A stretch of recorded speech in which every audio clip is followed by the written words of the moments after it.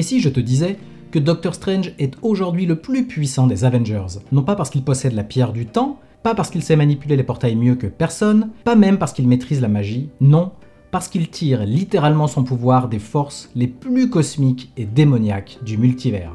Dans Infinity War, il tient tête à Thanos, armé de plusieurs pierres d'infinité, une scène qui a retourné tous les fans, mais ce que vous ignorez peut-être, c'est d'où vient cette puissance. Il se pourrait bien qu'elle soit partagée avec un des plus grands vilains de l'univers des X-Men. Accrochez-vous bien car dans cette vidéo, on va plonger dans les plus grands secrets de Doctor Strange et vous allez comprendre pourquoi aujourd'hui, il est pour moi le plus puissant des Avengers. Pas de spoiler ici, mais une analyse approfondie de la montée en puissance de Stephen Strange, de Doctor Strange 1 à Infinity War et Endgame et des véritables sources de son pouvoir.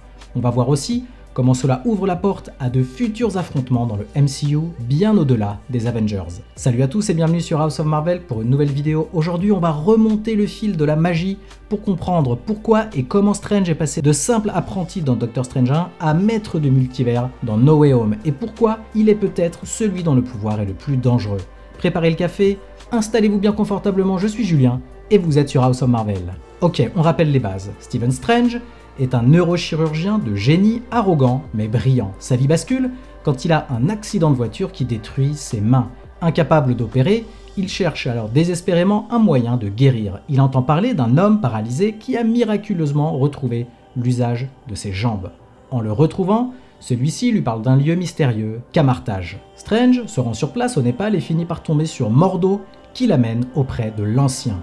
Au début, Stephen Strange est sceptique jusqu'à ce que l'Ancien lui montre les mystères du multivers et le projette hors de son corps physique. C'est là que tout commence. Strange devient un élève de Camartage, pas pour devenir un héros, mais pour guérir ses mains, avant de comprendre qu'il a un rôle bien plus grand à jouer dans le multivers.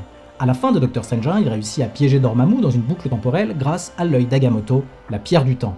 Il est brillant, mais encore relativement novice. Il maîtrise la manipulation du temps, quelques portails, la dimension miroir, mais reste limité. Mais étonnamment, une fois arrivé aux événements d'Infinity War, on voit clairement que c'est un sorcier ultra aguerri et ultra puissant. Mais comment est-ce possible? Surtout face à un Thanos qui possède déjà plusieurs pierres, faisant de lui le plus puissant de l'univers. Face à Thanos, Strange déploie une panoplie de sorts qu'on n'avait jamais vus. Dédoublement, bouclier avancé, manipulation dimensionnelle et surtout ce fameux sort, les chaînes rouges, qui immobilisent Thanos. Ces chaînes ne sont pas anodines, elles portent un nom bien connu des fans de Marvel Comics, les bandes de Cyttorak. Dans les comics, Doctor Strange ne puise pas uniquement sa magie dans l'environnement, il est relié à un panthéon d'entités cosmiques qu'on pourrait presque considérer comme des dieux. On a Agamotto, Oshtur, Ogoth, Ragador et Cyttorak. Et celui qui nous intéresse ici, c'est Cyttorak. C'est une entité cosmique et démoniaque de l'univers Marvel. Pour la faire courte, il est l'un des êtres mystiques les plus anciens et les plus puissants. Dans les comics, Cyttorak est un seigneur du chaos, ni dieu, ni démon au sens classique, mais il possède une force primordiale de pouvoir brut. Son domaine, la force physique absolue et la magie de contrainte. C'est lui qui a créé la fameuse pierre de Cyttorak qui transforme Marco en Juggernaut, le fléau. Grâce à cette pierre, le fléau devient pratiquement invincible, mais Cyttorak n'accorde pas ses pouvoirs qu'à Juggernaut, il les met à disposition des sorciers capables de les invoquer. Doctor Strange utilise justement ses pouvoirs à travers les bandes de Cyttorak, des liens mystiques impossibles à briser par la force brute. On a tendance à croire que Thor ou Hulk sont les Avengers les plus puissants, et c'est vrai sur le plan physique. Thor est un dieu asgardien, capable de manipuler la foudre et de manier Mjolnir ou Stormbreaker. Il a affronté des armées entières, des géants, des dieux, mais au fond, sa puissance reste celle d'un être physique. Ses coups ont une limite, son endurance aussi. Il peut être blessé, fatigué, affaibli. Hulk, lui, est l'incarnation de la force brute illimitée. Plus il est en colère, plus il devient fort, mais là encore, c'est de la puissance physique, et Hulk ne contrôle pas les forces cosmiques. Il ne plie pas la réalité, et il a ses propres failles, son esprit, ses émotions, comme on peut le voir dans l'ère d'Ultron, et une vulnérabilité face aux attaques magiques ou mentales. Doctor Strange, lui, joue dans une toute autre catégorie. Il n'est pas limité par un corps, ni par la colère, ni par la force musculaire. Strange est un canal. Il accède à des sources de pouvoir littéralement illimitées.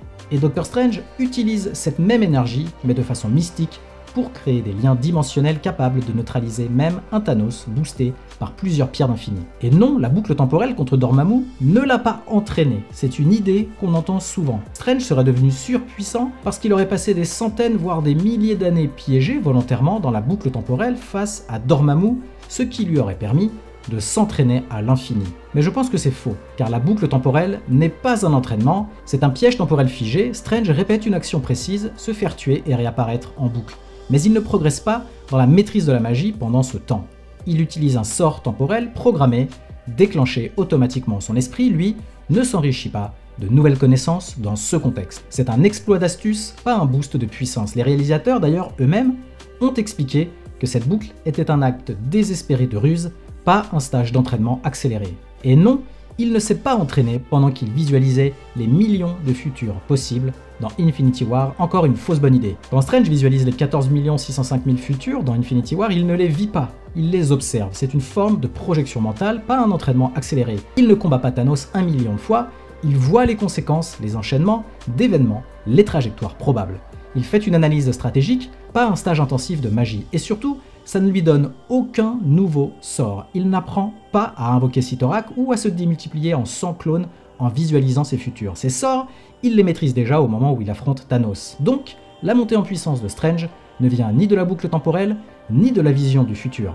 Elle vient de quelque chose de bien plus vertigineux, son accès direct aux entités cosmiques les plus puissantes de l'univers Marvel. Vous l'aurez compris, Strange n'a pas simplement appris de nouveaux sorts entre ces deux films, il a littéralement fait alliance avec des entités qui dépassent la compréhension humaine. Il utilise la puissance brute de Cyttorak, la sagesse d'Agamotto et les défenses de Ogod par exemple. Dans la bataille contre Thanos, Strange n'est plus juste un sorcier, il devient ce véhicule vivant de force cosmique. C'est comme si Superman utilisait l'énergie de Darkseid.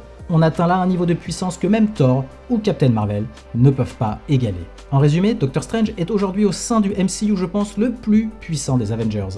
Non pas parce qu'il a la pierre du temps, car d'ailleurs il l'a perdue, mais parce qu'il maîtrise désormais les forces du multivers lui-même. Et dans un univers en pleine ouverture cosmique, Strange pourrait bien devenir le pivot central du futur du MCU. Il est celui qui relie les plans cosmiques, magiques et mutants.